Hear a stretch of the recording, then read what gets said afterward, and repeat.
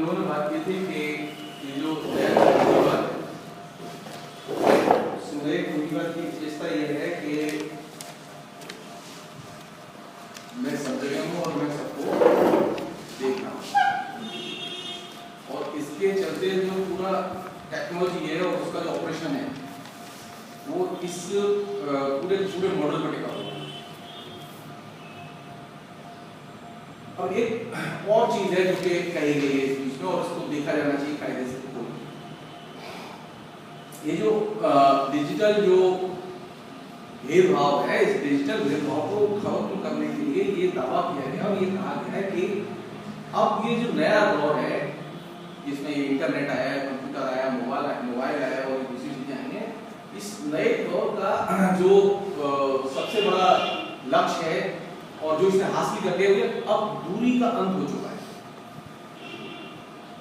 अब कोई चीज दूर नहीं है, अब हर चीज आपके बस बटन के नीचे, माउस के नीचे आप बटन दबाइए, मोबाइल लगाइए, आप इंटरनेट लगाइए और आप दूरियों का अंत हो गया। ये चीज इस पर सोचने की जरूरत है कि क्या सचमुच में डिजिटल के प्रसार ने दूरी का अंत कर दिया? क्योंकि हम में से ज्यादातर लोग ये मान के चल रहे हैं कि सचमुच में दूरी का अंत हो चुका है। हम में से ज्यादातर लोग ये मान के चल रहे हैं कि अब जल्दी से जल्दी किताब मिल जाती है, कोई भी वस्तु चाहिए होती है वस्तु मिल जाती है, घर बैठे बैठे घर से बाहर नहीं निकलना पड़ता। तो व्यापार के लिहाज से तो दूरी का अंत हो चुका है।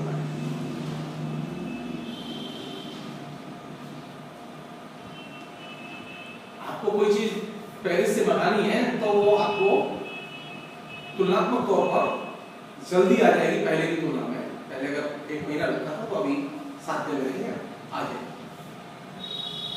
लेकिन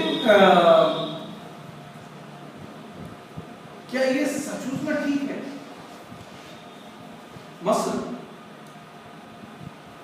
आपको साइबर टेक्नोलॉजी में कोई किताब चाहिए, आपने बस विवरण देखा किताब का और आपने ऑर्डर दे दिया, किताब आपके पास 7 दिन के अंदर पहुंच गई। जब किताब हाथ में आई तो मालूम पड़ा उसमें हमारे काम की कोई चीज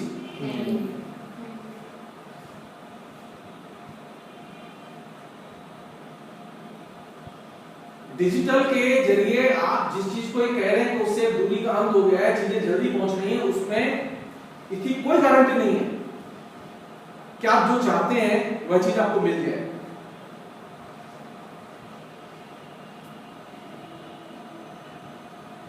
अनेक चीजें ऐसी हैं, मसलन आपने इंटरनेट पर लिख दिया, सारी दुनिया में सारी दुनिया जानती है।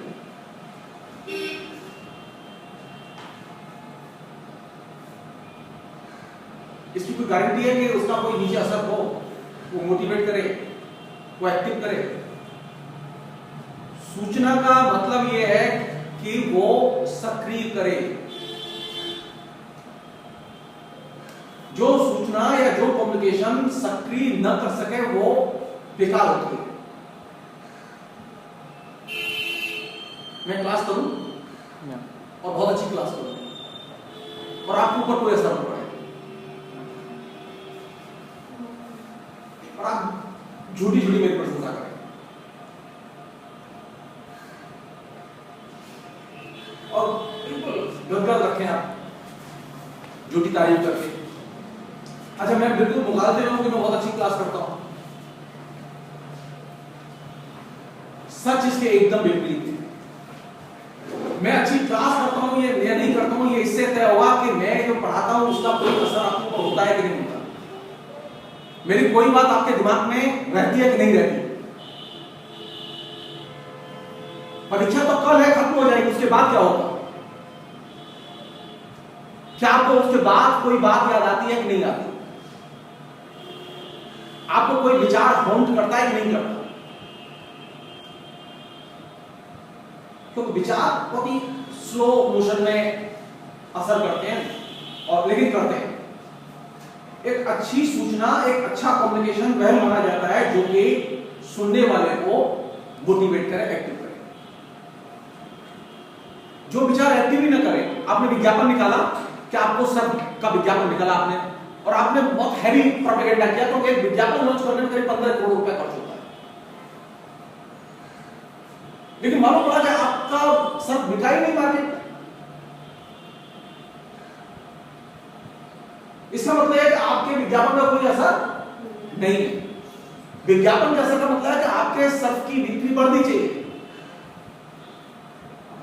एक कम्युनिकेशन जो ये दावा कर रहा है कि वह दूरियों का अंत कर रहा है, हमें देखना चाहिए कि वह क्या एक्टिवेट करता है कि नहीं करता।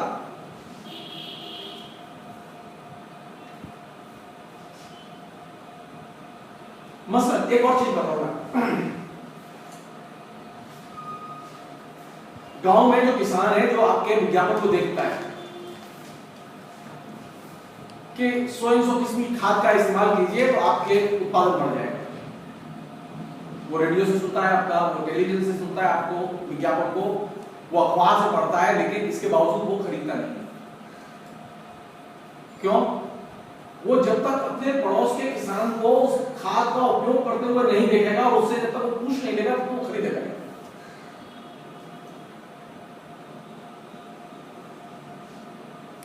दूर से कही गई बात पर सहज ही विश्वास नहीं होता,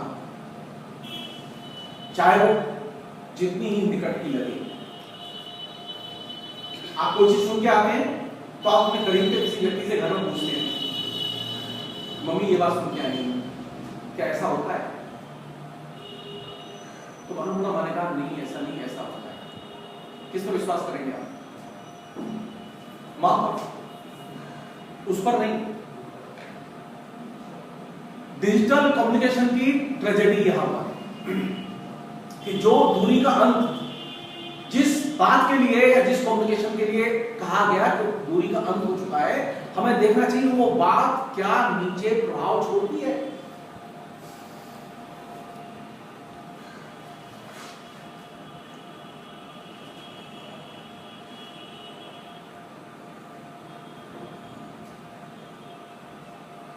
ये सच है कि दूरियां कम हुई हैं, कम्युनिकेशन तेज हुआ है, लेकिन इससे भी बड़ा सच है कि एलिनेशन और बढ़ा है। हम पहले जितने अनजाने थे उससे भी ज्यादा अनजाने और बेगाने बने हैं। हम पहले जितने अकेले थे उससे भी ज्यादा अकेले बने। पहले छोटा सा संकट था तो लोग टेलीविजन के बहाने पहले अलग अलग रहते थे, टेलीविजन आया तो उससे थोड़ा सा एक साथ बैठ के देखने लगे, फिर टेलीविजन अलग अलग कमरों में जाने लगा। 4 घर में लोग तो 4 टेलीविजन हो गए, सब लोग अपने टेलीविजन को देख रहे हैं, अलग अलग प्रोग्राम देख रहे हैं। तो इसके बहाने ये तो था कि घर में है और खुले हो गए। अभी स्थिति इतनी भयावह हो गई है कि वो कंप्यूटर की वजह से और एलिमिनेशन बढ़ गया है। कम्युनिकेशन की जो ये तकनीकी के रूप आए, ये दूरियों का अंत करने के लिए इसने दूरियों को बढ़ाया है। फिजिकल दूरी बढ़ाई है, इमोशनल दूरी बढ़ाई है और सामाजिक दूरियां बढ़ाई हैं। हाँ, वस्तु को इसने पास में लाके खड़ा कर दिया है। आपको किसी से मुलाकात नहीं होती तो आपके पास एक अच्छा फोन होना चाहिए, आप जिससे उससे बात करें। आपकी मिलने की इच्छा नहीं है तो जाने आने बहुत परेशानी होगी। जो वायदा किया गया दूरियों के अंत का, वो वायदा वस्तुओं की बिक्री के संदर्भ में तो ठीक है, लेकिन अन्य संदर्भ में वो ठीक नहीं है, बल्कि गलत। डिजिटल टेक्नोलॉजी के आने के बाद लोगों की दूरियां, लोगों की एक दूसरे के बारे में जानकारियां और ज्यादा घटती चली गई।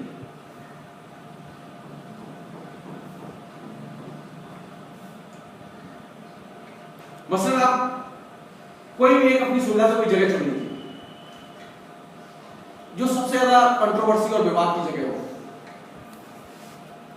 और अपनी बुद्धि पर जोर देकर देखिए कि आप कितना जानते हैं उसके बारे में। तो मालूम पड़ा आप न्यूनतम भी नहीं जानते।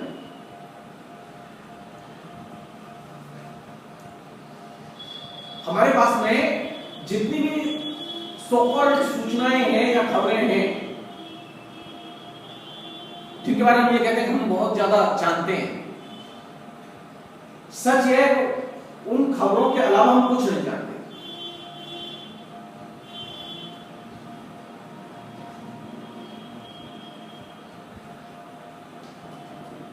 दूरियों का अंत तब तक हमें महसूस नहीं होता जब तक कि वहां एक इंफॉर्मेशन का फ्लो बना रहता है। मसलन अगर एक कोई माल है, उसका अगर विज्ञापन कंटिन्यूअसली बना हुआ है तो आप उसे याद रखेंगे। एक और चीज, हर्बर्ट शिलर जो के मीडिया के बहुत बड़े विद्वान थे, उन्होंने वो कोलंबिया यूनिवर्सिटी में पढ़ाते थे, एमए के विद्यार्थियों को पढ़ा रहे थे, तो उन्होंने एमए के विद्यार्थियों में से पूछा, करीब 20 विद्यार्थी क्लास में, एक अमेरिकी लोक गायक का नाम पूछा कि आप लोगों ने इस लोक गायक का कभी नाम सुना है? तो उसमें से अधिकतर विद्यार्थियों ने कहा हमने सुना ही नहीं था। कोई विद्यार्थी नाम नहीं जानता। हर्बर्ट शिलर कहता जानते हो, क्यों नहीं जानते तुम? तो बता सर हमारी क्या, क्योंकि तुम लोग टेलीविजन युग में पैदा हुआ और उस आदमी कभी टेलीविजन प्रोग्राम नहीं आया, वो अभी कभी टेलीविजन को दिखाई नहीं दिया, तो तुम लोग उसका नाम ही नहीं जानते। जब वो 50 साल से गाने गा रहा है, लोकगीत गा रहा है, और अमेरिका के गांव में लोग उसके लोकगीतों को जानते हैं और गाते हैं, सबसे बड़ा जनता है। जो टेलीविजन में आया, जो फेसबुक पे आया, जो इंटरनेट पर आया, उसे तो आप जानते हो, और जो नहीं आया उसे आप नहीं जानते।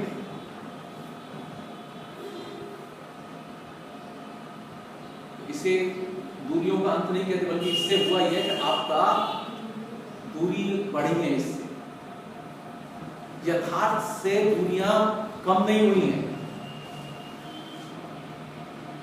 यथार्थ के प्रति, वस्तुओं के प्रति, व्यक्तियों के प्रति, राजनीति के प्रति आपकी दुनिया बढ़ी है। दुनिया कब कम होती है? जब आप मिलते हैं, जब आप एक दूसरे के जीवन में शिरकत करते हैं। अगर आप दूर से खाली हेलो कर रहे हैं और खाली ऊपरी आपकी दुआ सलाम है, इससे आपकी दूरी कम नहीं होगी।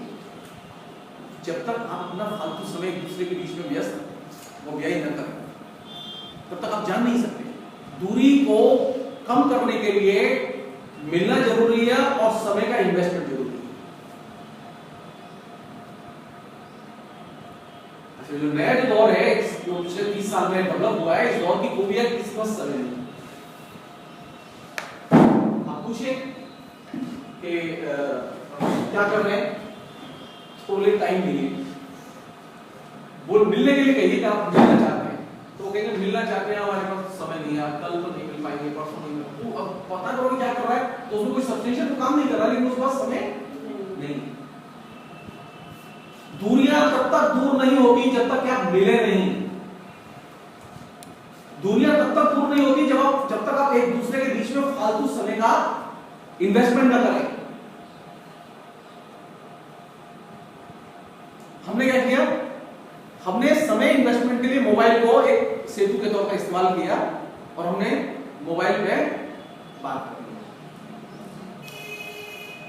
ये जो दूरियों के अंत की बात है, ये दूरियों के अंत की बात फिर मैं कह रहा हूं, वस्तुओं की खरीद बिक्री के मामले में ठीक है,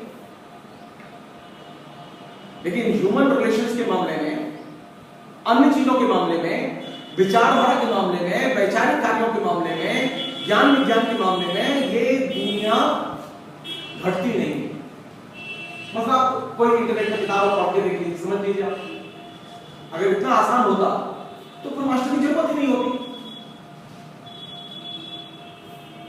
दूरियों के अंत की जो थ्योरी है वो सुनने में बहुत अपील करती है, लेकिन वास्तविकता यह है कि इसने दूरियां बढ़ाई हैं। हमारी जो अज्ञानता है उसे बढ़ाया है, हमारे ज्ञान को नहीं बढ़ाया, उसने अज्ञानता को बढ़ाया है। कायदे से तो होना ही चाहिए था कि जब फेसबुक आ गया, इंटरनेट आ गया और दूसरी चीज आ गई तो हमारे पास में ज्यादा सामर्थ्य होनी चाहिए थी, हम ज्यादा जानते, ज्यादा हमारी एक्टिव पार्टिसिपेशन होता। हम ज्यादा सारवान चीजों और निस्सार चीजों के बीच में फर्क करना जानते हैं। आज स्थिति इतनी खराब है कि सारवान क्या है और निस्सार क्या है इसका फर्क नहीं जानते, गलत क्या और सही क्या है इसका अंतर नहीं जानते। टेक्नोलॉजी का अतिरिक्त इस्तेमाल, वो चाहे जो टेक्नोलॉजी और टेक्नोलॉजी पर अतिरिक्त निर्भरता, वो पहला काम करती है, वो टेक्नोलॉजी का गुलाम बनाती है।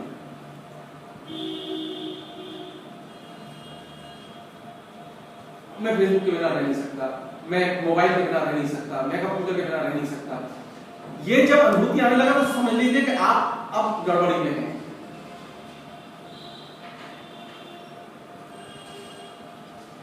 कम्युनिकेशन की जितनी भी टेक्नोलॉजी है वो किसके लिए है? मतलब आपको नींद आएगा आप सोएंगे, परेशानी क्या है इसमें? आपको अगर गाने की इच्छा है तो आप गाएंगे, इसमें परेशानी क्या है कि नहीं इंटरनेट खुला रहना चाहिए, टेलीफोन चालू रहना चाहिए, कोई जरूरत नहीं है। आपकी जब इच्छा हो तब वो टेक्नोलॉजी चले, आपकी जब इच्छा हो वो टेक्नोलॉजी का इस्तेमाल हो। ये ना हो कि टेक्नोलॉजी आपको अपनी लत में शामिल कर दे। अभी स्थिति क्या है? अभी हम टेक्नोलॉजी के गुलाम हैं और टेक्नोलॉजी पर निर्भर हैं। हम टेक्नोलॉजी के बिना रह नहीं सकते।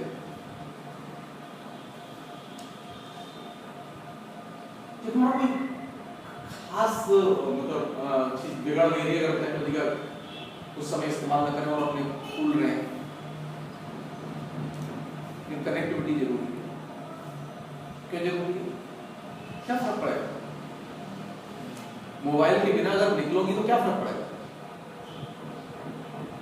पहले लोग निकलते नहीं थे, पहले भी निकलते, लेकिन आदत पड़ गई मोबाइल के बिना निकलेंगे नहीं।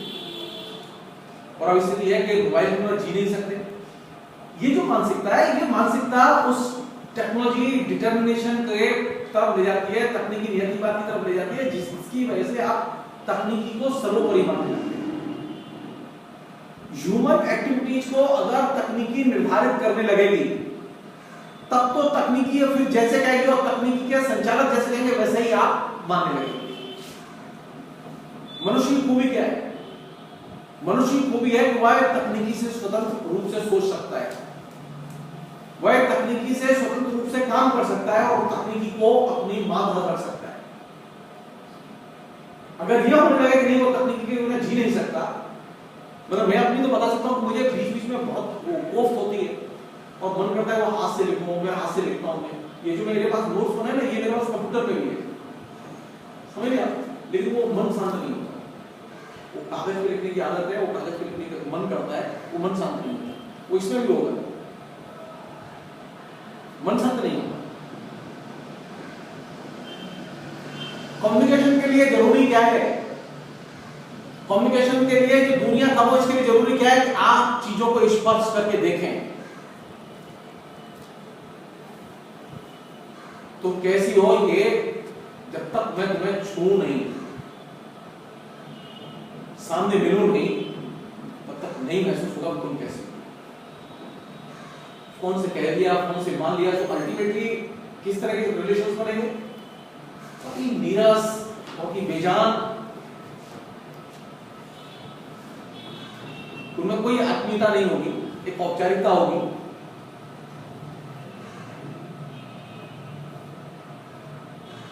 अच्छा कम्युनिकेशन वह जो फिजिकली आमने सामने किया जाए। मजबूरी में तो मध्यस्थ चलेगा, मोबाइल चलेगा, लेकिन हम ये मान लें कि नहीं सबसे अच्छा कम्युनिकेशन वही है तो बाबा साल में 6 महीने में, 2 महीने में, 4 महीने में, महीने में कभी तो फिजिकली मुलाकात हो, कभी तो दर्शन हो कि माँ कैसी है, पिता कैसे हैं, कि दर्शन ही नहीं हो रहे, फोन से काम चल रहा है, स्काइप से बातें हो रही और गुजर रही जिंदगी। दूरियों का जो नारा था कि ये दूरियों का अंत होगा, ये नारा एक तरह से फेक नारा है, जिसने पहले से चले आ रहे अलगाव को और बढ़ाया। इसने वस्तुओं के साथ अलगाव को तो कम किया, तो वस्तुओं की बिक्री खूब बढ़ी। अब दूरियों को कम करने के लिए क्या क्या चाहिए आपको?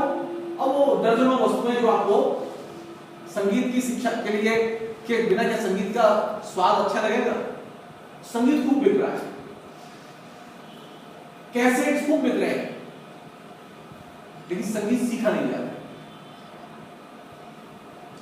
कैसे संगीत के आस्वादक होंगे हम? बहुत ही खराब, संगीत जानते ही नहीं, 8-8 घंटे रेडियो पे गाने सुनते हैं, लेकिन हमें मालूम ही नहीं है कि इसमें जो गाने में जो वाद्य बज रहे हैं, कौन कौन से वाद्य बज रहे हैं, हम उसका फर्क नहीं जानते।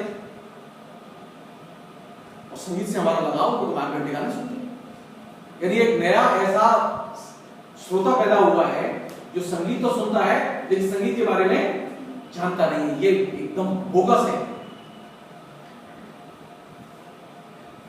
किसने दूरियों का अंत किया, बल्कि ये कहना ज्यादा सही होगा, किसने दूरियों को बढ़ाया है। एक अन्य चीज जो इस पूरे डिबेट के साथ जुड़ी हुई है वो ये कि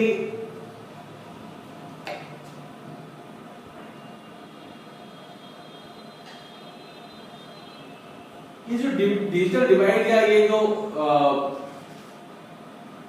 ये डिजिटल असमानता है, ये देखनी चाहिए कब शुरू होती है।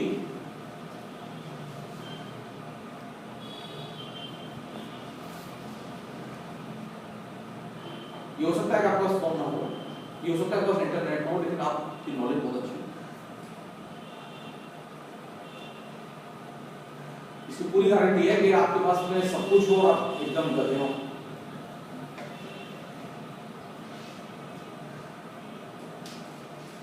हमें देखना होगा कि किस बात के संदर्भ में कहा जा रहा है कि ये डिजिटल जो विभाजन है या डिवाइड है या असमानता है, ये किस संदर्भ में काम कर रहा है। मसलन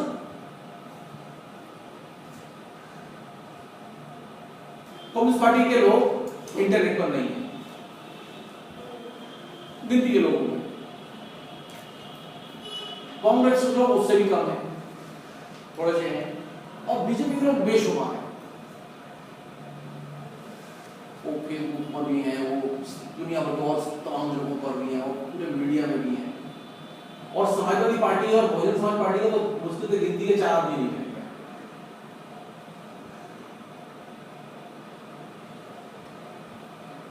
अब हमें देखना है डिजिटल डिवाइड को कि इन पार्टियों के संदर्भ में एक वे पार्टियां जो डिजिटल में हैं और एक वे पार्टियां जो डिजिटल में नहीं है। आप देख लीजिएगा, आप भी यही हिस्सा में भी यही। बहुजन समाज पार्टी जिसके कि 2 आदमी फेसबुक पर लाइक ना लाइक करने वाले नहीं मिलते, उस बहुजन समाज पार्टी के वोटों पर कोई असर नहीं पड़ा, बल्कि उसके वोट बढ़ जाएंगे 1-2%। राजनीति के संदर्भ में अगर डिजिटल डिवाइड देखेंगे तो कौन सी चीज मैटर करती है? मैटर करती है क्या उसका संगठन है नीचे, क्या उसके कैरी करने वाले हैं। अगर यूपी में इलेक्शन होगा तो बहुजन समाज पार्टी यूपी में इलेक्शन लड़ रही है, तो हमें देखना होगा कि यूपी में क्या उसके पास में हर पोलिंग बूथ पर लोग हैं काम करने वाले, तो मालूम पड़ा है।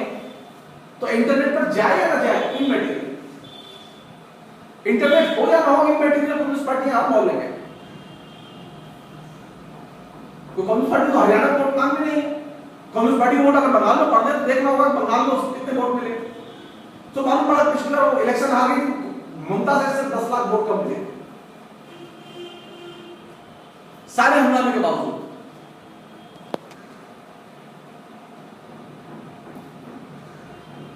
फिर मैं रिपीट कर रहा हूं, कम्युनिकेशन में कौन सी चीज महत्वपूर्ण है? फिजिकल कम्युनिकेशन, डिजिटल या मीडिया कम्युनिकेशन नहीं। डिजिटल और मीडिया कम्युनिकेशन वो फिजिकल कम्युनिकेशन का ह्यूमन कम्युनिकेशन का वो पूरक हो सकता है, लेकिन वो उसका ऑल्टरनेटिव नहीं है।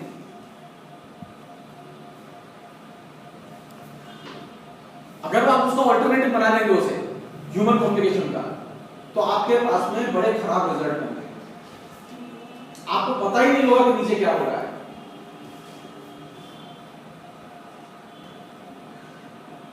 तो ये डिजिटल डिवाइड को देखते समय भी देखें कि आखिर संदर्भ क्या है।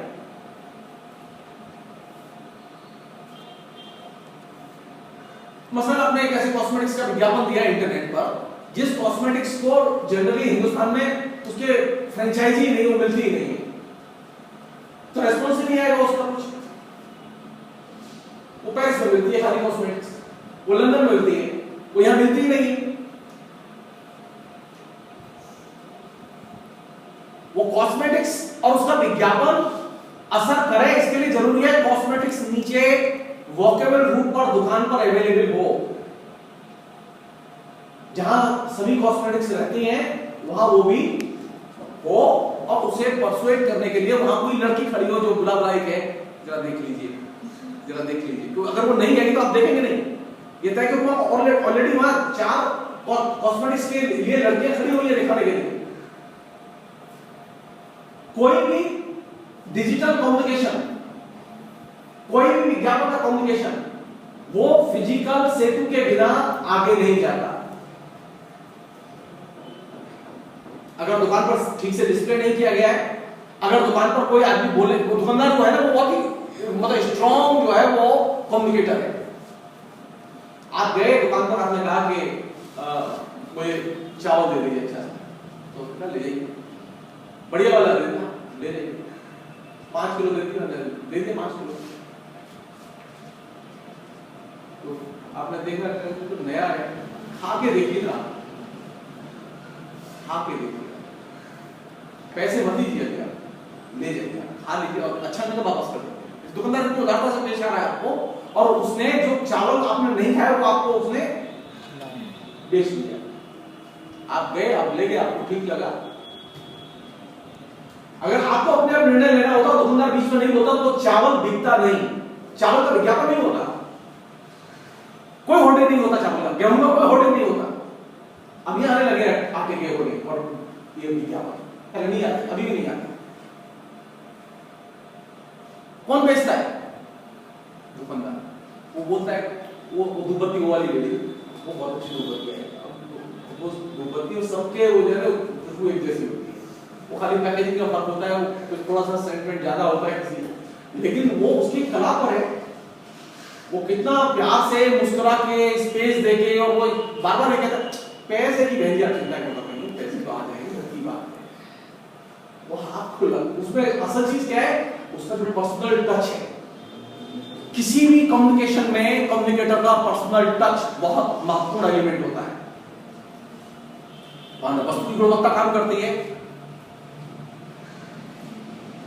न, कंपनी गुणवत्ता काम करती है, वह जो व्यक्ति वहां खड़ा है स्पॉट पर, वह जो दुकानदार वहां सामान बेच रहा है स्पॉट पर, उसकी वो कैसे डील कर रहा है, वो कैसे ह्यूमन में व्यवहार कर रहा है, वो असल में चीज वहां काम करती है। इसलिए जब हम डिजिटल कम्युनिकेशन के इफेक्टिवनेस की या डिजिटल डिवाइड की बात करें, तो हम ये देखें कि क्या कोई भी डिजिटल कम्युनिकेशन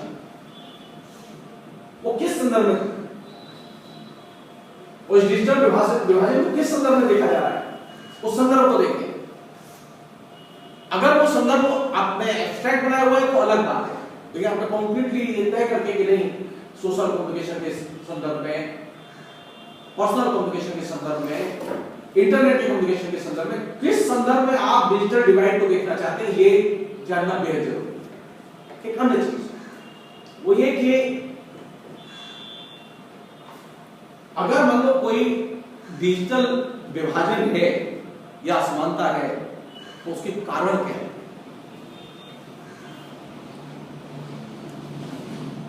कारण जानने बेहद जरूरी है। अमूमन हम लोग क्या करते हैं कि हम लोग बिना जाने भी कारणों के हम लोग मान लेते हैं कि डिजिटल विभाजन है। हमें कॉन्क्रीट कारण जानने चाहिए। अब जैसे किसी महिला को कोई जरूरत ही नहीं, मोबाइल की कोई जरूरत ही नहीं, वो अपने बच्चों से प्यार करती है, बच्चे उसके संपर्क में, और वो अधिक से अधिक बाजार जाती है, तो उसको ये ज्यादा समस्या है नहीं, तो वो क्यों अपने पास मोबाइल रखेगी और वो क्यों फेसबुक अकाउंट बनाएगी? उसकी जिंदगी वैसे ही कट रही है ठीक से। तो उसको अगर आपने अपने डाटा में शामिल कर लिया कि भारत में 10 औरतें हैं जिनमें से 9 के पास में फेसबुक अकाउंट नहीं है, अरे बाबा ये तो देखो ना उसकी जरूरत भी है कि नहीं है, आप पूछ देख लीजिए। आप अपने घर में अपनी माताओं से पूछिए, मम्मी तुम्हारा फेसबुक अकाउंट बनाओ, देखिए क्या रेस्पॉन्स आता है, सब कहते हैं पागल हो गए हो क्या। डिजिटल डिवाइड अगर है तो उसका कोई रीजन होगा, उसे जानना जरूरी है। और ये लड़की पूछी तो वो तत्काल बनाओ ना, मैं तो जानती नहीं हूँ, अच्छा होगा मैं सिखा भी दूँ।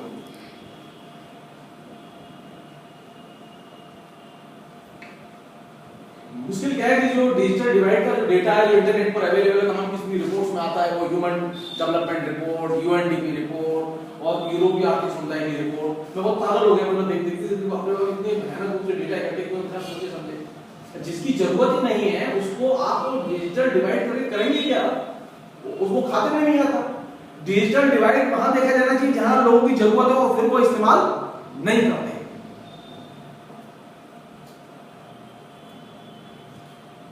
जो ये मान के चल रहा है कि मेरी जरूरत नहीं है, वो व्यक्ति तो वैसे ही अपने को अलग कर लिया है उस पूरे प्रोसेस से। एक अन्य चीज जो कि इस पूरे विषय में होती है वो ये कि इस डिजिटल डिवाइड को आप किस तरह से देखते हैं।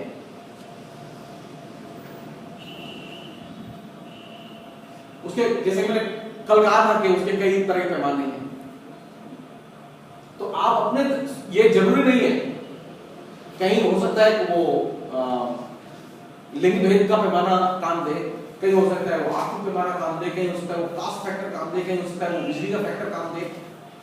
जरूरी नहीं है कि वो एक सारे फैक्टर एक साथ दिखाई दे। वो एक फैक्टर भी हो सकता है, वो एक से अधिक फैक्टर भी हो सकते हैं, जिसकी वजह से ये डिजिटल जो है विभाजन आपको दिखाई दे रहा है या असमानता दिखाई दे रही है। तो हमें ये अपने कॉमन सेंस से ये देखना होगा कि आखिर यहां कौन सा पैमाना लगाया गया है। आप जैसे यूरोप के तरीके से आप दिल्ली को नहीं देख सकते या कलकत्ता को नहीं देख सकते।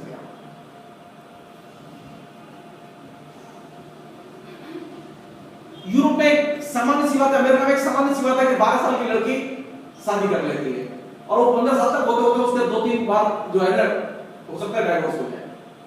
16 साल की लड़की तो एक दो बार डाइवोर्स मतलब आराम से हो जाता है। हम तो सोच सकते हैं।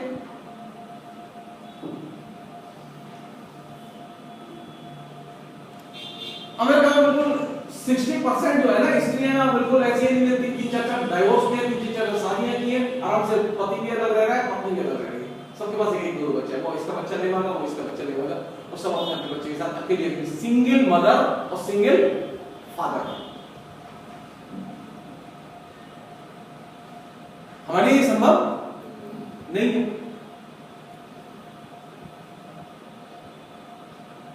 डाटा कलेक्शन करते समय हमें ये चीज ध्यान रखनी होगी कि हर देश के अपने कुछ देशज स्वाभाविक धर्म है, नियम है, जिन्हें लोग फॉलो करते हैं हर देश में।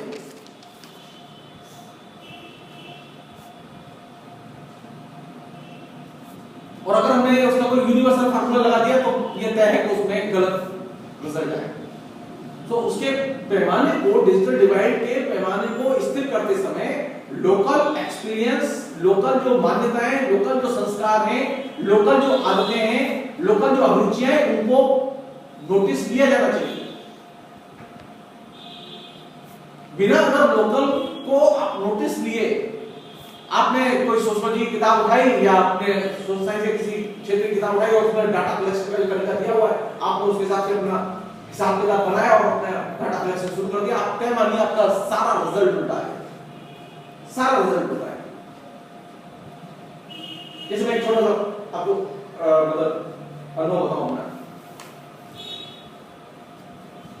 मैं शुरू में एक मुझे पर्चा लिखना था, तो मैं जूट मिल वर्करों में गया, तो मैं पूछ रहा था कि आप लोग बीमार हैं कि नहीं है, तो सब झूठ बोल रहे थे, हम लोग ठीक हैं, हम लोग ठीक हैं। और सब बीमार थे, सब झूठ बोले थे। वो मेघना जूट मिल में गया और बिरला जूट मिल में, बिरला जूट मिल सबसे अच्छी और मेघना जूट मिल सबसे खराब। कैसे हो सकता है, सारे मजदूर ठीक है। तो मैंने अपना एक अपना लोकल तरीका निकाला, मैंने एक मजदूर के कंधे पे हाथ रखा और यहाँ पे और मैंने उसको कस के दबा दिया। मैंने कहा इतना दर्द हो रहा है नहीं हो रहा, तो मैंने कोई कैसे बोल रहे हो तो ठीक है, और सही तो दर्द हो रहा है लेकिन तुम बोल नहीं, तो बाबू मुझे रहता है एहसास ही नहीं है, वो एक शारीरिक असुविधा है। हमारे यहाँ आयरनी ये है कि हमारे यहाँ स्त्रियां, बूढ़े, वयस्क लोग तमाम किस्म की परेशानियों से घिरे रहते हैं और वो उनसे आप बात करिए, ठीक है, वो कभी ये नहीं बोलते कि ये खराब है, वो खराब है, ये असुविधा है, वो असुविधा है, ये असुख है, वो असुख, कभी नहीं बोलते। वो हमेशा क्या कहते हैं, ठीक। आदत नहीं है।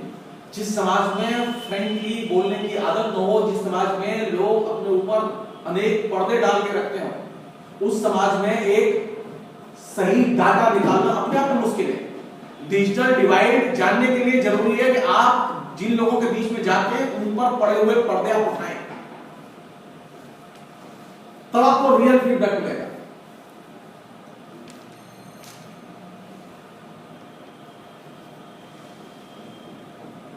मेरे पास में आईपैड है, मेरे पास में लैपटॉप है, मेरे पास डेस्कटॉप है, मेरे पास मोबाइल है, मेरे पास टेलीविजन है। क्या निकालेंगे आप इससे निष्कर्ष? मैं टेलीविजन देखता नहीं हूं, मैं एक समय में एक ही काम तो करूंगा ना। मैं टेलीविजन देखूंगा या रेडियो सुनूंगा या मैं आईपैड पर काम करूंगा या मैं किताब पढ़ूंगा। अब मैं कहूं कि मैं सारी चीजें देखता हूं और सब 4-4 घंटे देखता हूं, इससे बड़ा झूठ कुछ नहीं होगा। तो समय 24 घंटे है और 24 घंटे में कम से कम 6-7 घंटे मुझे सोना भी होगा और उसके बाद में जो 15-16 घंटे बचेंगे उसी में सारी दिनचर्या मेरी चलनी है। तो ये कैसे संभव है कि 4 घंटे टीवी भी देख लूं और 6 घंटे इंटरनेट पर भी अपना काम कर लूं और किताब भी 10 घंटे पढ़ लूं? तो संभव नहीं। तो उसमें कोई चीज तो गड़बड़ है। एक्चुअल में अगर आपके पास 4 यंत्र है तो 4 यंत्र साथ साथ नहीं चलते। डिजिटल डिवाइड में एक चीज और भी है कि आपके पास में यंत्र तो है लेकिन आप उनका इस्तेमाल एक ही का करते हैं। आप या तो फोन से बात कर रहे होंगे या कंप्यूटर पर काम कर रहे होंगे। ये संभव नहीं है कि आप दिन भर फोन से भी बात कर रहे हैं या 4 घंटा और 4 घंटा कंप्यूटर पर काम कर रहे हैं। संभव नहीं है। एक ही चीज हो सकती है। आप किताब पढ़ रहे हो तो किताब पढ़ रहे हैं, ये संभव नहीं है कि आप कंप्यूटर काम कर रहे हैं। आप जब रीडिंग हैबिट पूछ लिया कितनी देर किताब पढ़ते हैं आप, अलग अलग पता चल जाएगा आपको, ठीक से पता चल जाएगा। ये कैसे संभव है कि आप लगातार ये कि नहीं वो आईपैड का भी कंज्यूमर है, वो लैपटॉप का भी कंज्यूमर है, वो डेस्कटॉप का भी कंज्यूमर है, वो फेसबुक का भी। समय तो 15 घंटे, उसमें उसे ऑफिस भी जाना है। डिजिटल डिवाइड को जानने के लिए ये जरूरी है कि उसका पैमाना क्या है, उसकी एक्चुअल में ट्रांसपेरेंट इंफॉर्मेशन होनी चाहिए जिससे आप डाटा कलेक्ट कर रहे हैं। अगर एक व्यक्ति सुबह 10 बजे से लेकर 5 बजे तक ऑफिस में रहता है तो उसका सोने के पहले कितना समय शेष रह गया? 5 बजे के बाद में 9 बजे तक 10 बजे तक 4-5 घंटे उसके खाली हैं जिसमें वो खाना भी खाएगा और बाकी काम भी करेगा। तो अब वो कितना टीवी देखेगा, कितना किताब पढ़ेगा, अपने आप डाटा निकल आएगा। आप क्या कर रहे हैं? आप लगातार उसे कंफ्यूज कर रहे हैं। एक बेरोजगार का डाटा, एक रोजगार वाले का डाटा, एक हाउस वाइफ का डाटा, इनमें जमीन आसमान का अंतर होता है। हाउस वाइफ के पास समय वहां जो डाटा कलेक्ट करेंगे वहां एकदम अलग सूचनाएं आएंगी। एक जो वर्किंग वीमेन है या वर्किंग मैन है उसका डाटा, उसकी सूचनाएं अलग किस्म की। तो आप जब डाटा कलेक्ट करते हैं तो उसका पैमाना आपको तय करना पड़ेगा और उसमें झूठ कहां बोला जा रहा है इसे पहचानने की आपको कला विकसित करनी पड़ेगी। तो झूठ पता चल जाता है। एक अन्य चीज जो कि इस बीच में निकल के आई वो ये कि डिजिटल डिवाइड जिसमें सभी लोग एक मत है वो ये कि ये 2 चीजों पर निर्भर है। एक है शिक्षा और दूसरा है आमदनी। आदमी की एजुकेशन कितनी है और उसकी इनकम कितनी है। ये 2 पैमाने का वो इस्तेमाल करते हैं। और मैं जिसकी बात कर रहा था उसमें एक पैमाना और जोड़ने की जरूरत है, वो ये उसके पास समय कितना है। अगर उसके पास अब तो समय नहीं है तो उस पैसे का भी वो उपयोग कितना करेगा। समय से मेरा मतलब लेजर पीरियड, आराम का समय। अगर उसके पास लेजर पीरियड उसके पास नहीं है, आराम का समय नहीं है, आमोद प्रमोद का समय नहीं है, तो वो डिजिटल टेक्नोलॉजी का बहुत ज्यादा इस्तेमाल नहीं कर सकते। इसलिए ये जो शिक्षा और आमदनी, इसके अलावा जो तीसरा महत्वपूर्ण एलिमेंट है वो ये उसके पास में समय कितना है, लेजर पीरियड कितना है। समय का मतलब ये नहीं है कि वो दिन भर आज छुट्टी है मेरी, मैं क्या कर रहा हूँ, तो मतलब पता नहीं आज तो क्यारियों को पानी देना है, बागवानी करनी है, बाजार में सामान लाना है, 7 दिन के कपड़े पड़े हैं, सब कपड़े धोने हैं, उसके बाद टाइम लगेगा तो मैं अपने ये करूंगा कि कुछ मैं लिखूंगा। तो लेजर का समय नहीं रहा वो दिन भर। आपने क्या किया, दिन भर आप क्यारियों पानी देते रहे, ड्रमों पानी देते रहे, आप रेस्ट तो कर ही नहीं रहे, आप तो दुनिया भर के काम कर रहे थे, जो आपके पेंडिंग काम थे 7 दिन के वो उस दिन सिमटा रहे, तो इसलिए वो आपका आराम का दिन नहीं है। आराम के दिन का मतलब है कि आप कोई काम नहीं करेंगे, आप खाएंगे खाली पैरों पैर रख के बैठेंगे, बर्तन भी नहीं मानेंगे, खाली साफ होंगे। लेजर का मतलब एकदम कंप्लीट रेस्ट, कोई काम नहीं होगा। ये भी काम नहीं होगा कि बिछाना बाहर सुखा दो, ये मैं बहुत जानबूझ के कह रहा हूं। होता क्या है, कुछ नहीं होता है तो पुराने कपड़े निकाल के धूप देते रहते हैं कि खाली समय, आप खाली समय को कैसे गुजारें। खाली समय को गुजारने का मतलब है खाली रहना। खाली समय को गुजारने का मतलब नहीं कि जो काम पहले नहीं किए हैं वो काम, मेरे नौरानी काम करने आती है और मैं कहते रहता हूँ। इंटरेस्टिंग, वो मेरी उसकी शिकायत यही है कि मैं घर में कोई काम ही नहीं करता। अच्छा, मेरा मानना है कि मैं तो बना ही पढ़ने के लिए हूँ, मैं तो किसी काम के लिए बना नहीं हूँ, तो मैं आराम से मैं टीवी देखता हूँ, मैं पढ़ता हूँ, सोता हूँ, वो जो खाना बना दे या कुछ भी कर दे वो करती है। तो कभी-कभी मैं ज्यादा जोड़ देता हूँ ये कर दो, तो आपने क्या किया है आप खाली बिछाना से निकले बाहर, जो भाषा बोलती है अपनी बिछाना থেকে বেরিয়ে চোখে পড়েছে, হ্যাঁ আপনি কি করলেন স্যার? না আমি কিছু করার জন্য আইনি, आराम कर। आनंद का मतलब आनंद का मतलब ये नहीं था कि पेंडिंग काम किए जाए। लाफार्ज ने कहा था मनोरंजन का मतलब है सिर्फ मनोरंजन का समय, आनंद का मतलब है आनंद का समय, उस समय कोई काम नहीं किया जाएगा। हम लोगों ने क्या किया, आनंद के समय को एक जो एक्स्ट्रा जो काम है, जो काम कभी नहीं कर पाते, उन कामों को उस दिन करते। तो अब अल्टीमेटली क्या होता है, संडे को भी आप थके होते हैं, बल्कि संडे को ज्यादा थके होते हैं बाकी दिन की अपेक्षा, क्योंकि आपने जो महीने 2 महीने से जो काम नहीं किए वो सब एक दिन में किए। आमोद प्रमोद का समय का मतलब आमोद प्रमोद का समय, उसमें और कोई काम नहीं। मैं जो इतना पढ़ पाता हूँ उसका ये रहस्य नहीं कि मैं बहुत बुद्धिमान हूँ, इसका एकमात्र कारण है कि मैं कोई काम ही नहीं करता पढ़ने लिखने के अलावा। अच्छा, बाकी लोग सब काम करते हैं, मतलब मैं अपने सब्जी लेने भी नीचे नहीं जाता, मैं गया एक दिन 4-5 दिन की सब्जी खरीद ला के फिर मैं डाल दी।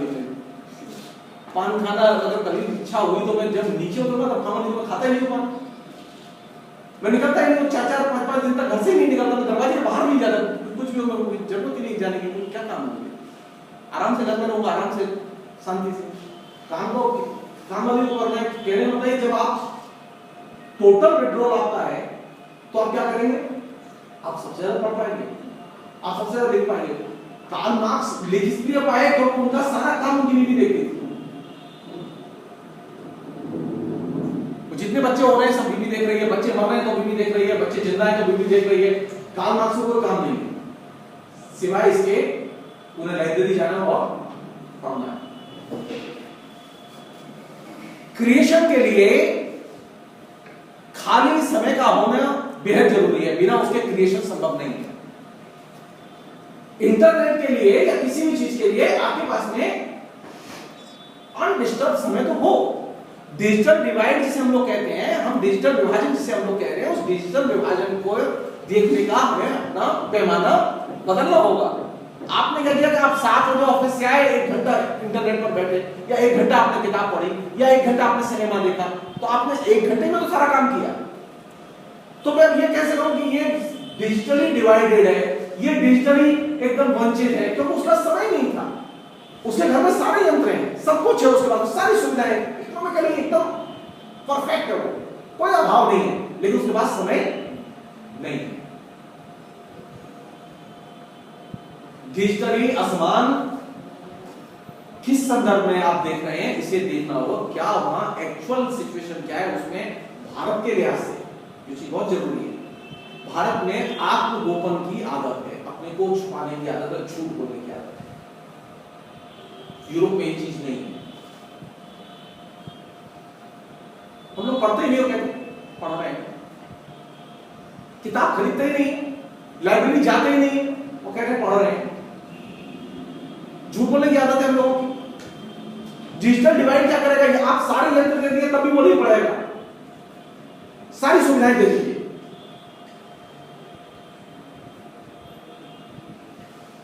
यंत्र की उपलब्धता, यंत्र के कौशल की उपलब्धता, बिजली की उपलब्धता, पैसे की उपलब्धता डिजिटल डिवाइड को खत्म नहीं करती, बल्कि डिजिटल डिवाइड को और बढ़ाती है।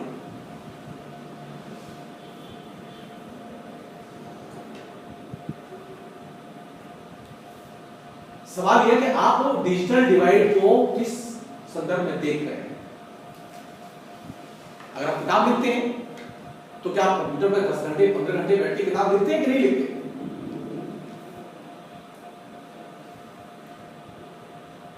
अगर आपकी किताब लिखने की आदत है तो जरूरी है कि आप कभी लाइब्रेरी जाते हैं कि नहीं जाते हैं, क्योंकि बिना लाइब्रेरी गए आप किताब नहीं लिख सकते। आप तो लाइब्रेरी कभी जाते ही नहीं है, आप इतने ज्ञानी हैं, आपने कभी कोशिश ही नहीं की लाइब्रेरी जाने की।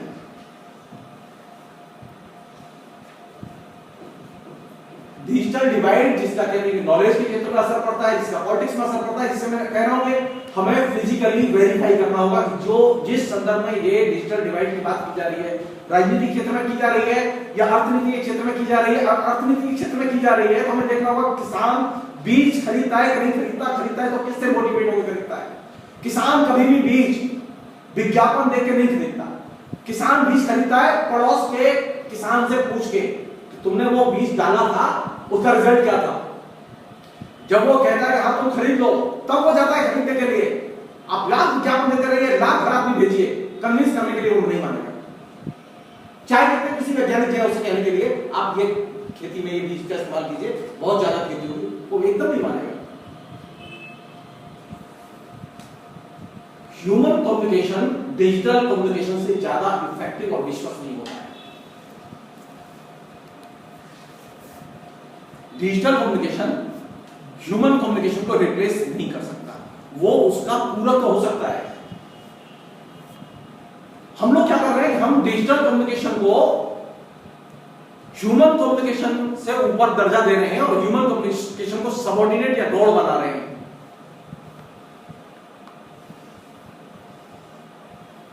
आप देख लीजिएगा, अभी ज्यादा दिन नहीं, आप देखिएगा आराम से।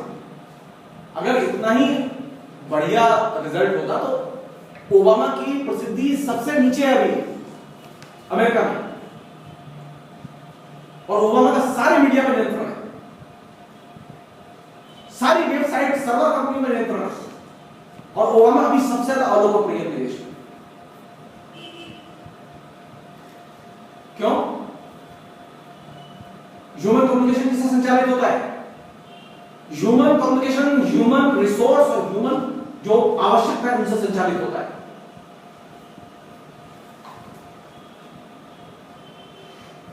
आप तय मानिए, आप मेरी बात सुनने नहीं आएंगे अगर ये आपके कोर्स से रिलेटेड टॉपिक ना हो, नहीं है रहूंगा विद्वान, क्या लेना देना मेरे से? मेरे कम्युनिकेशन का कोई महत्व नहीं है अगर वो आपके किसी काम का नहीं है। जैसे मैं कल कह रहा था कि किसी भी किस्म के कम्युनिकेशन के लिए जरूरी है कि हम ये जाने क्या वह मेरी आवश्यकता की पूर्ति करता है कि नहीं करता। अगर वो मेरी आवश्यकता की पूर्ति नहीं करता तो मैं खाली नॉलेज के लिए नहीं जाऊंगा जगदीश्वर जी के पास सुनने के लिए। इसलिए मैंने ये भी कहा, तो कोर्स में भी कहीं है आपके, आप थोड़ा सा ध्यान रखिएगा, तो मुझे तो पटाखे रखना है कहीं जो 2-4 लोग तो आए, तो मेरे तो ये नहीं 10 तो विद्यार्थी टोटल यहाँ, वो 10 ही भाग जाएंगे तो क्या करूँगा।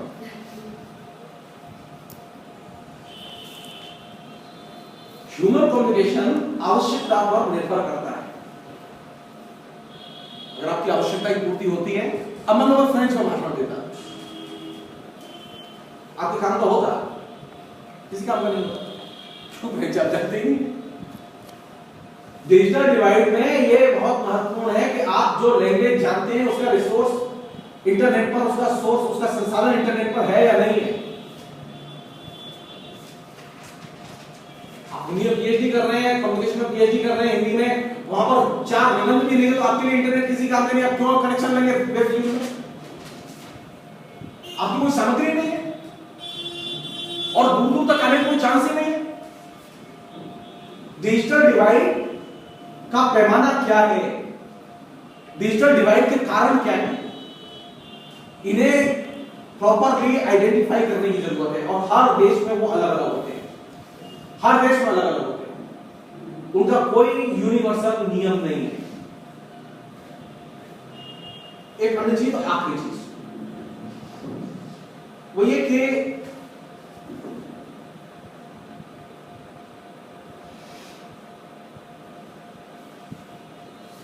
पता नहीं, वो जो दूरी वाली बात मैंने कही थी कि ये जो एक नई जो थ्योरी है कि अभी दूरियों का अंत हो चुका है, इसमें एक चीज और देखने की है कि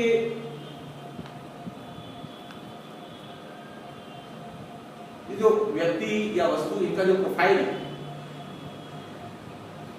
क्या वो प्रोफाइल आपको मोटिवेट करता है? मैं नहीं जानता, मुझे मैंने कोई ख्याल नहीं दिया, लेकिन जो तमाम किस्म के जो मीडिया और डिजिटल डिवाइड पर काम करने वाले लोग हैं, जिन्होंने तमाम किस्म की रिपोर्ट्स तैयार की हैं, उन सब लोगों ने इसका ख्याल रखा है कि लोगों का जो प्रोफाइल होता है, वो प्रोफाइल, वस्तु का जो प्रोफाइल है, वो प्रोफाइल लोगों को कम्युनिकेट करता है।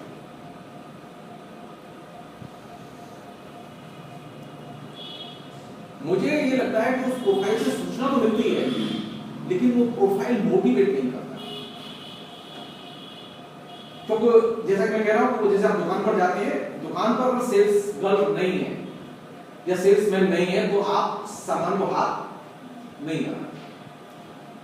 और 10 किस्म का साबुन रखा हुआ है, वहां एक खास तरह की साबुन को बेचने के लिए वो लड़की खड़ी रहती है, वो कहते हैं एक बार ऐसे नहीं देखिए, एक बार दिन भर में अगर 2 लोगों को भी समझा पाती है तो वो अपनी बहुत सक्सेस समझती है। एक के हाथ में भी अगर उसने खाली देखने के लिए दे दिया, खाली लेके देख लें आप, तो वो बहुत खुश होती है, कहती है मैं नाम लिखूं आपका।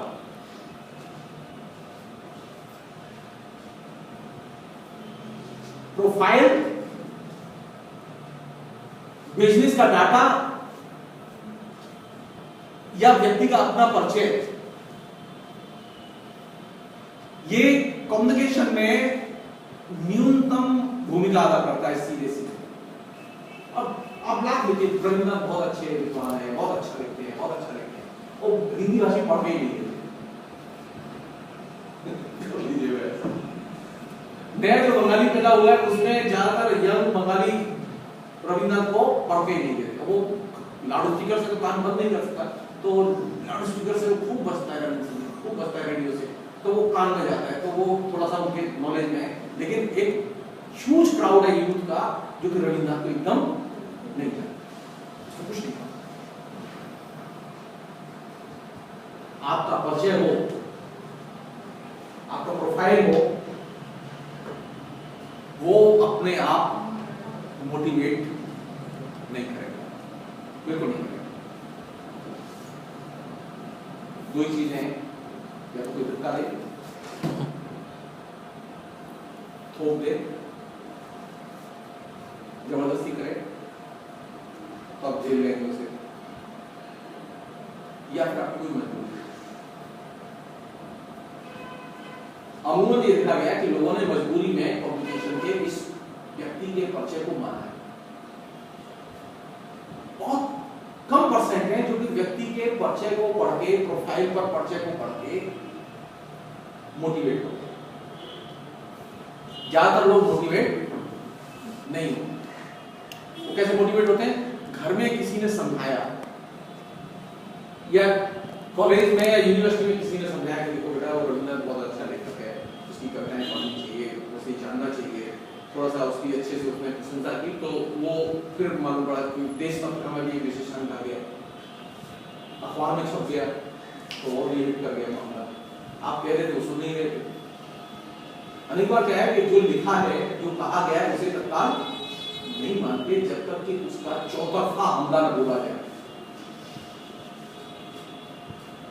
इंटरनेट पे भी रविन्द्रनाथ आ रहा है, टेलीविजन पे भी रविन्द्रनाथ आ रहा है, वीडियो पे भी रविन्द्रनाथ आ रहा है, सिनेमा में भी रविन्द्रनाथ आ रहा है, तब उन्हें लगता है कि रविन्द्रनाथ ने कुछ किया है,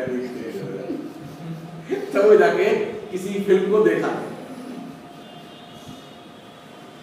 चारों तरफ घेराबंदी हो रही है उसकी कि वो रविन्द्रनाथ के पास खाली जाए। प्रोफाइल, परिचय, ये अपने आप प्रभावित नहीं करते।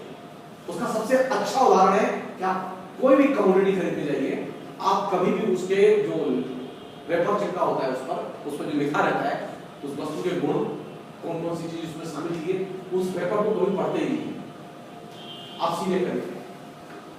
इस बिना पर खरीदते। मसलन आपके पास में दो ऑप्शन है, एक कोई पुस्तक है जिसका दाम, या कोई वस्तु है जिसका दाम 5 रुपया है, और एक चीज है जिसका दाम जो है 5000 रुपया है। तो आप 5 रुपए वाली चीज को बिना सोचे खरीद लेते हैं, दे दो एक दे।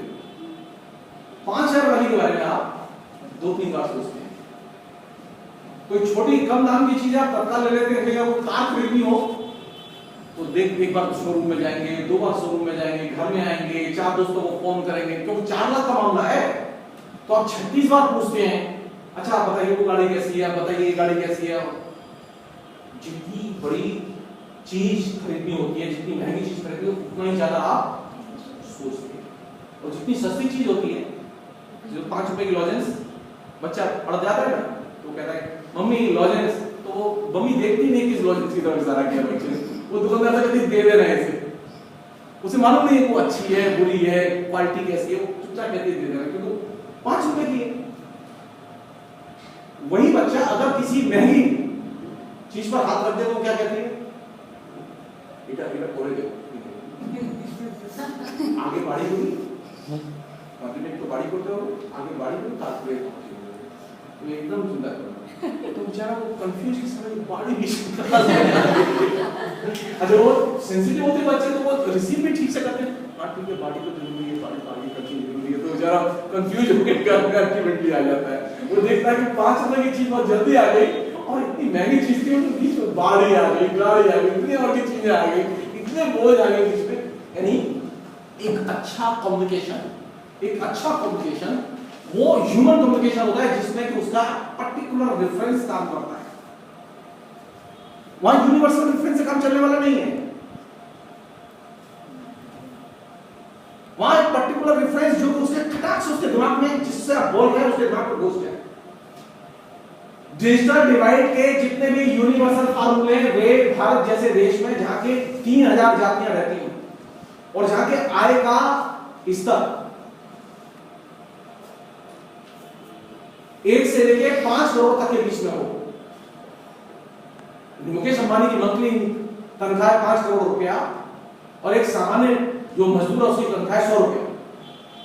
तो जहां आय का इतना ह्यूज गैप हो, इतने लेयर हो आय के, वहां कोई भी यूनिवर्सल फार्मूला डिजिटल डिवाइड के डाटा के कलेक्शन का निकाल। मसलन मैं एक छोटा सा बात कह रहा हूं जो कि बहुत जरूरी है, वो कि आप ये खाली पता कीजिए कि जितने अरबपति हैं वो कितना संगीत सुनते हैं।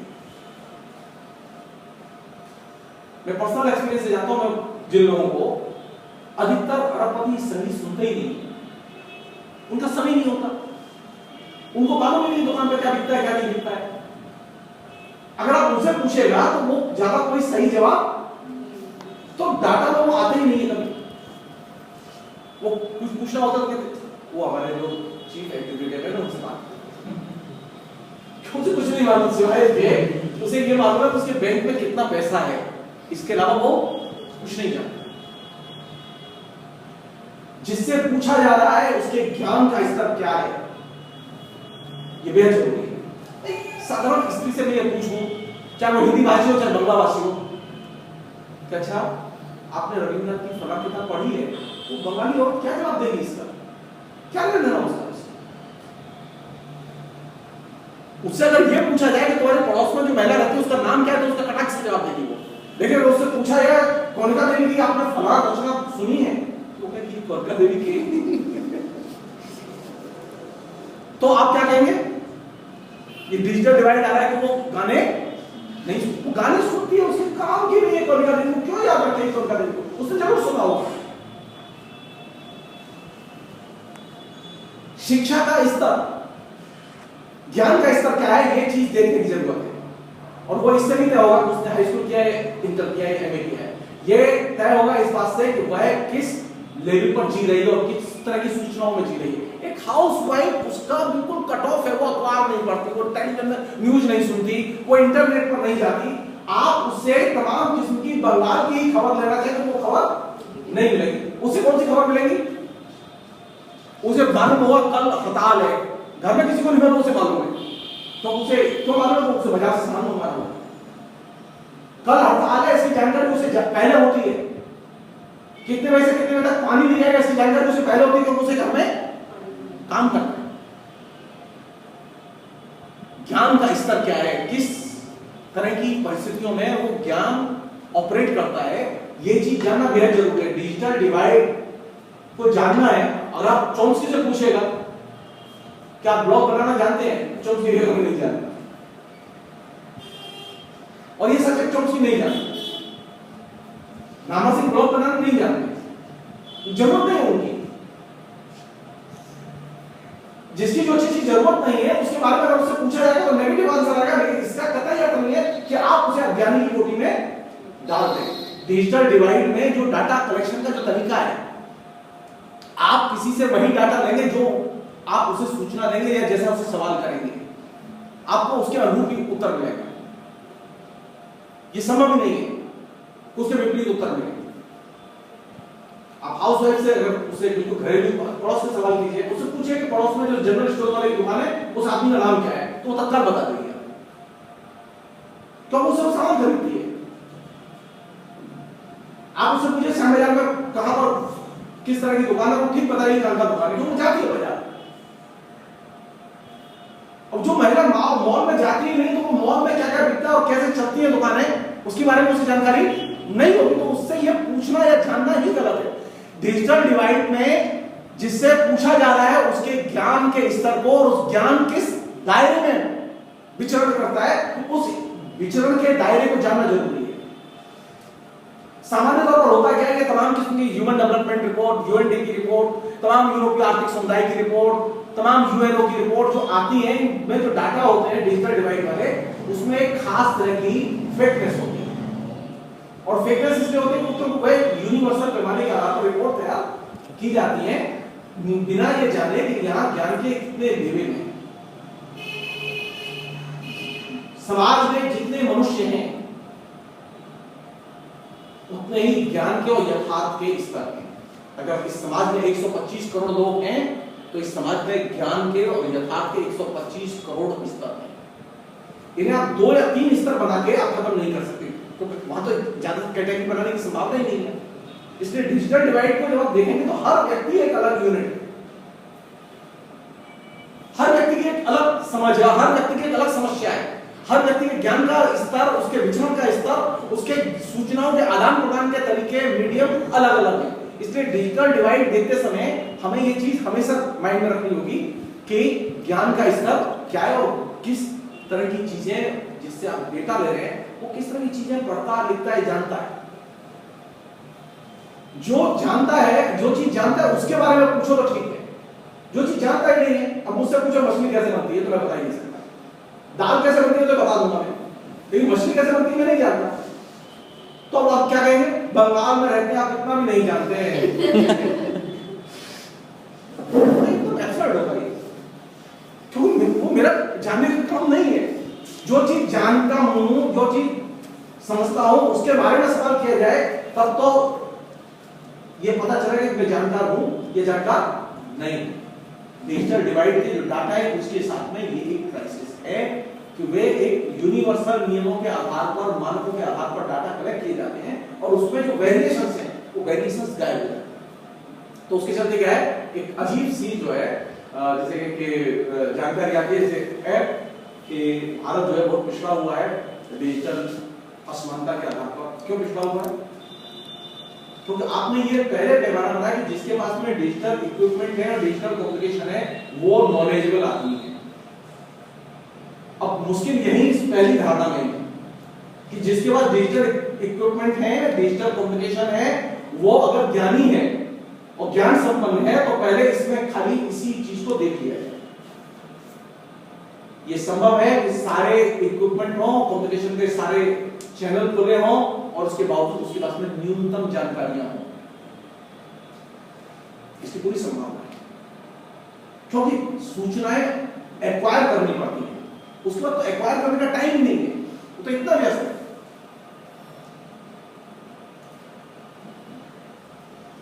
तो डिजिटल डिवाइड के पैमाने जो यूनिवर्सल पैमाने हैं जिनके आधार पर शिक्षा का, लिंग का, उसके नॉलेज का, उसके एजुकेशन, ये तमाम जो पैमाने जिनका वो इस्तेमाल करते हैं, इन पैमानों को देखते समय हमें ये चीज ध्यान रखनी चाहिए कि हर व्यक्ति के ज्ञान के संचरण का स्तर अलग अलग होता है, उसके विशेष संदर्भ होते हैं। हमारे यहाँ अभी भी महानगरों में भी एक सार्वभौम समाज विकसित नहीं हुआ है। भारत की सबसे बड़ी मुश्किल ये है।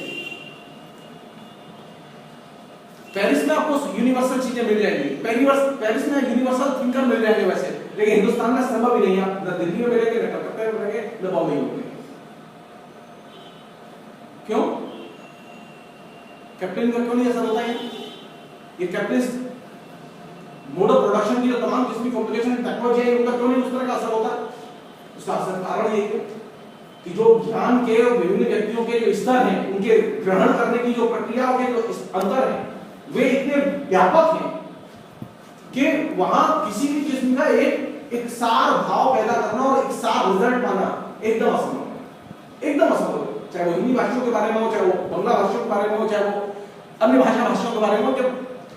जब डेटा कलेक्ट करेंगे डिजिटल डिवाइड वाला कि कौन ज्ञानी है कौन अज्ञानी है। मसलन मैं एक छोटी सी बात करूं, अगर आप देखें बंगाल में लोग इंटरनेट का कम इस्तेमाल करते हैं, दिल्ली में ज्यादा इस्तेमाल करते हैं। सामाजिक चेतना कहां ज्यादा है, दिल्ली में या बंगाल में? अनडिस्प्यूटेडली बंगाल में। क्यों? तो बंगाल में ह्यूमन कम्युनिकेशन बहुत फास्ट है, पॉलिटिकल पर्सनल कम्युनिकेशन बहुत फास्ट है। एक घटना घटी तुरंत के लोग अपने सब मेंबरों में जाके दौड़ जाएंगे। दिल्ली में तो घटना घटेगी तो कांग्रेस के लोग दौड़ेंगे ही नहीं, बीजेपी के लोग दौड़ते दौड़ते थक जाएंगे, तो पता ही नहीं किससे कहें। तो अधिक से अधिक दौड़ लगाएगा तो 1500 लोग इकट्ठे करेगा। और यहाँ क्या हो, यह क्लब का 2000 लोग इकट्ठे करके ले आता है 10 मिनट के अंदर। अगर वो 2000 के बीच में अगर आप संपर्क करें और पता करें तो मालूम पड़ा कि 1999 के पास में आपको इंटरनेट मिल गया। डिजिटली आप इक्विप्ड हो, लैस हो और आपकी चेतना भी हो, इसमें डाउट है, इसमें डाउट है। चेतना का कहने का मतलब ये, चेतना का डिजिटल डिवाइड से कोई लेना देना नहीं। ये गलत फहमी है कि आपके पास इक्विपमेंट है तो आप चेतना संपन्न है और इक्विपमेंट नहीं हो तो चेतना संपन्न नहीं है। इसके 100% चांस है कि जिसने कभी कंप्यूटर को हाथ में लगाया हो, जिसने कभी मोबाइल को हाथ में लगाया हो, जिसने कभी टेलीविजन को हाथ में लगाया हो, जिसने कभी टाइपराइटर में देखा हो, और वह व्यक्ति आपकी बिल्कुल जड़ें निकाल देंगे। इतनी अच्छी बातें जानता हो, इतना समझदार और सुलझा हुआ, उसके बाद इतने सार्थक जीवन के अनुभव हो कि वो आपको किताबों में भी न मिले। और ऐसे लोग बंगाल में गली गली भरे पड़े हैं, रास्ता चलते मिल जाते हैं। क्यों? कोई तो फर्क है, कहां से आ रहा है? मैं फिर रिपीट कर रहा हूं, जितने लोग होंगे उतने ही यथार्थ के रूप होंगे, यथार्थ एक सार नहीं होगा। और नॉट हजरत ने ये बात कही थी कि यथार्थ की एक कोटि संभव नहीं है। जितने लोग होंगे उतना ही यथार्थ के रूप होंगे। तो 100 करोड़ लोग हैं तो 100 करोड़ किसी का यथार्थ होगा, एक यथार्थ नहीं। अब ये आपके ऊपर है कि आप इंडिविजुअली कैसे उसे लोकेट करते हैं, खोजते हैं। डिजिटल डिवाइड को तय करते समय हमें ये चीज हमेशा ध्यान रखनी होगी कि हम वेरीफाई करें, फिजिकली वेरीफाई करें हर चीज। जिस चीज को फिजिकली वेरीफाई न कर सके उसे न कहें, न बोलें। न माने। जिस चीज को फिजिकली वेरीफाई कर सकते हैं उसे बोले, माने, लागू करें। डिजिटल डिवाइड में मुश्किल क्या है कि चूंकि आपको डिजिटल पुष्टि मिल गई, और डिजिटली पुष्टि मिलनी है तो भाई मेरे वोडाफोन का कनेक्शन क्या मेरे घर आदमी भेजने की जरूरत क्या पता करने के लिए कि मैं यहाँ रहता हूँ कि नहीं रहता? मैं तो दे दिया आपको, आपने मुझे कनेक्शन दे दिया, अब मैं और आप कनेक्ट हो गए। आप फोन कर लीजिए मुझे कि क्या मैं काकोटाची रहता हूँ नहीं रहता हूँ, फोन से पता चला काकोटाची में, फिनिश। वो नहीं, वो कहता है साहब वो जाएगा घर आपके पता करने के लिए। कौन सी चीज महत्वपूर्ण है? Physical verification. समझाया क्या जा रहा है? डिजिटल कम्युनिकेशन महत्वपूर्ण है और फिजिकल वेरिफिकेशन से वो पुष्ट होगा। फिजिकल कम्युनिकेशन सबसे ज्यादा महत्वपूर्ण होता है, डिजिटल कम्युनिकेशन उसका सबऑर्डिनेट है पूरा पे। ये चीज में हमेशा ध्यान में रखनी होगी।